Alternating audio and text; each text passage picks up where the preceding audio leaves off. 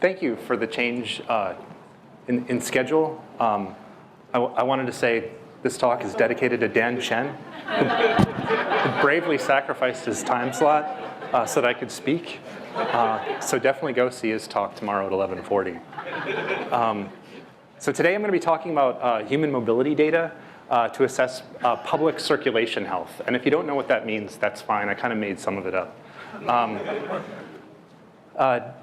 Yeah, so Jared already gave me an intro. So the things I'm going to talk about today is I'm actually going to talk about cell phone data, so tower level data. And I'm going to talk about how that relates to human circulation, so how people move around in their, wherever they live. Generically, that's sometimes called human mobility. And I'm going to talk about applications of community resiliency. So this is in cases where there's a, where there could be like a natural disaster or something where we want to see how long does it take before a community is actually gets back to normal after a disaster. So I'm going to start with cell tower data. So when you turn on your phone, your phone connects to a tower, right? This has become infrastructure, and it's actually pretty good infrastructure, right? I don't really think about cell phones that much. They tend to work like all the time, right? So if you think about I turn on my cell phone, it connects to a tower, I start moving around, and what happens is when I get too far away from the cell phone that I connected to, I get handed off to another cell phone, right? So I don't have to do this, it just happens automatically. And it's even a little more sophisticated than that, right? Because if I'm on the phone, or I'm streaming data, or I'm doing anything, the infrastructure is sophisticated enough that it knows how to keep routing things to me, despite the fact that I'm moving around in this sensor network. So what's happening is, anytime you actually connect to a cell phone or get handed off to a cell phone, it's getting logged, right? And this is some of the data that we're going to be looking at, or I'm going to be talking about today. Now, because we are talking about these logging individuals' information, it's probably a good idea to talk a little bit about security and what some of the actual policies. So note about privacy is basically your ID, your identifier, is hashed. I know a lot of people at AT&T Research, and I only know one person who has access to the hash, and he's one of the security guys. I'm at Yale. I'm in the biostatistics department, so I also deal with medical records, and I would say that the security is comparable, if not better, in terms of how well it's secure. The other big thing with AT&T that I think a lot of people don't realize is they're allowed to, a lot of times they're allowed to look at where you are, not necessarily with really good resolution, but they're not allowed to see the actual traffic, and that's because of federal wiretapping laws. So if you're thinking about, so in terms of privacy, I kind of think about this in terms of other companies. My cell phone company, it's not even AT&T specific. My phone company gets to see kind of where I am. And I think about that compared to the companies that give you things like free email, that get to see what you're thinking, right? So maybe, I don't think it's that bad.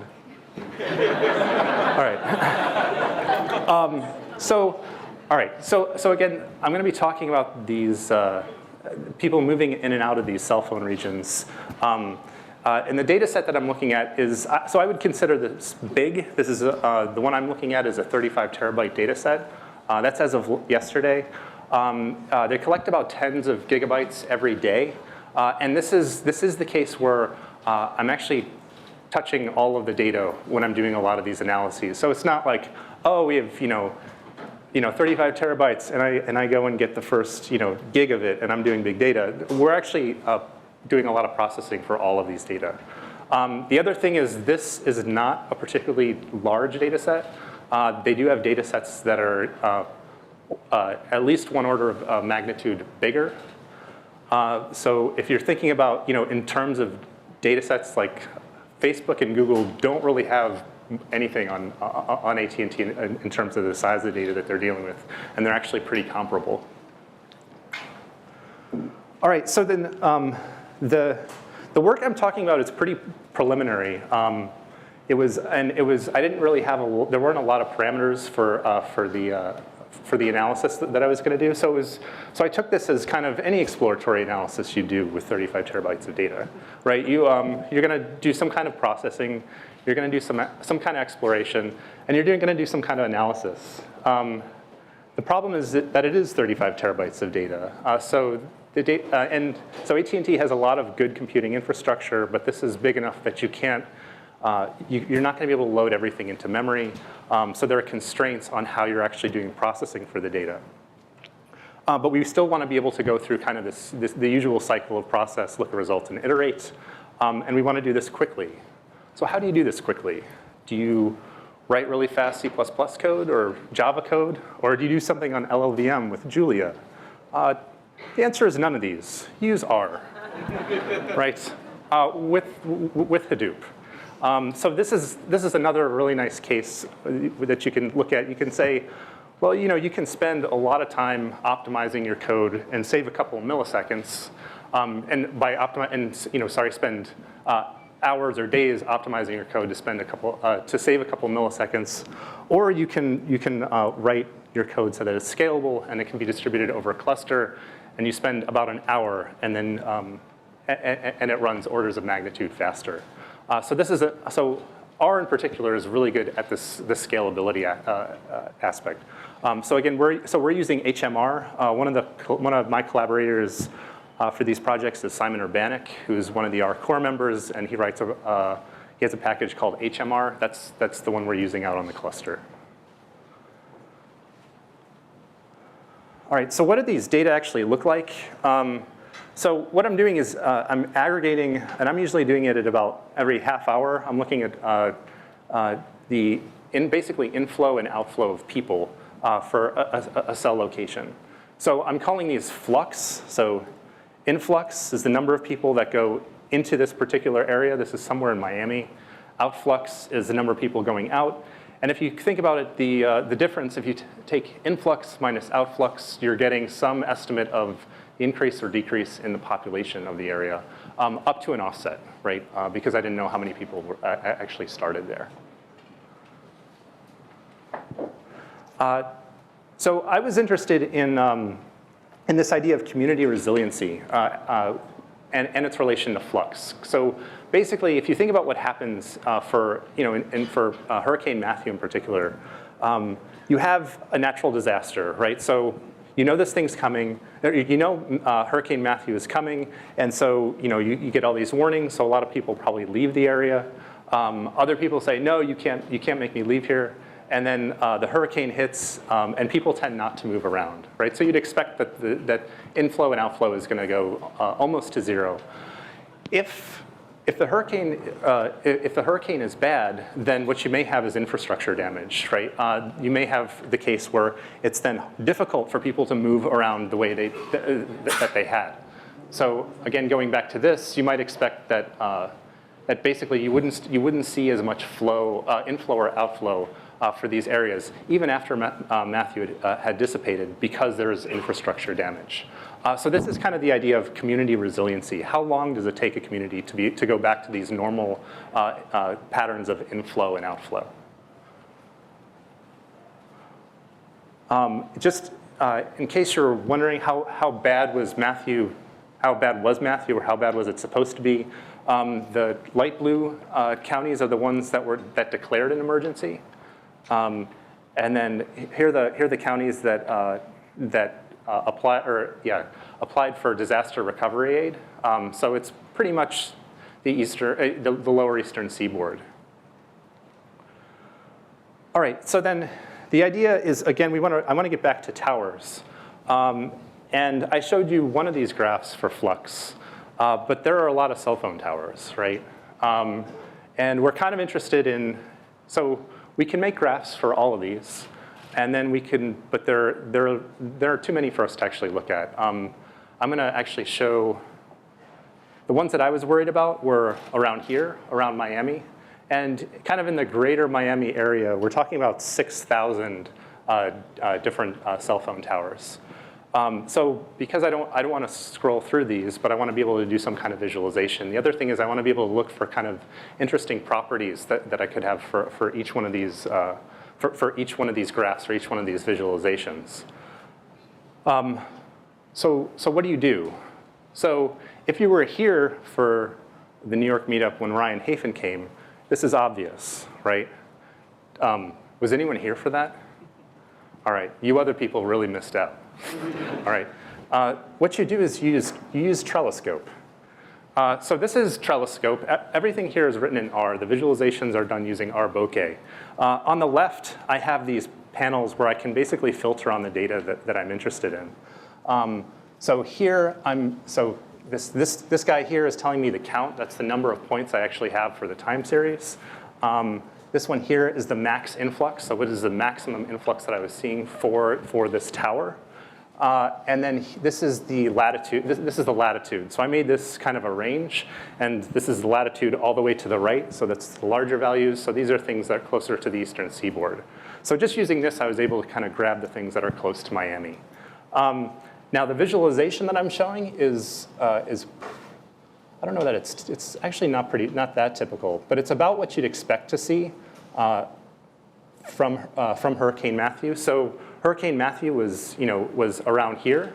It was so October 2 through I think 5 actually. So you see almost no movement for this area, and then you start to see more and more area. And then this is pretty common. After Matthew, you start to see a lot of people coming in. I think it's that people want to see if their stuff was busted afterwards, and then you kind of return to this normal flow. So you tend to see about 5 peaks and then two lower peaks corresponding to the individual weeks. The other thing that's really nice about this is this actually showed some of the problems that we had with the data collection. So you can see here we're actually missing data. So these were things where I was able to go back to the administrator and say, hey, why are we missing data for these times? The other thing you can do is I actually have since I have the latitude and longitude, they're jittered, but I have the latitudes and longitudes for each one of these towers. So I can actually grab this and then paste it into here, and it should bring up OpenStreetMap. So again, this is jittered, so it's not the actual location, but it's exactly the kind of thing we'd expect to see, right? This is an area right near the water. It was probably hit pretty hard by Hurricane Matthew, which is why you don't see a lot of people moving around. And then you see people start up again. Yeah. So if I want to see kind of what happens more inland, I can just, that's longitude, I can grab this and move this over. So now I'm looking at people that are more inland. I can see here I've got about 135 of them. And I can scroll through.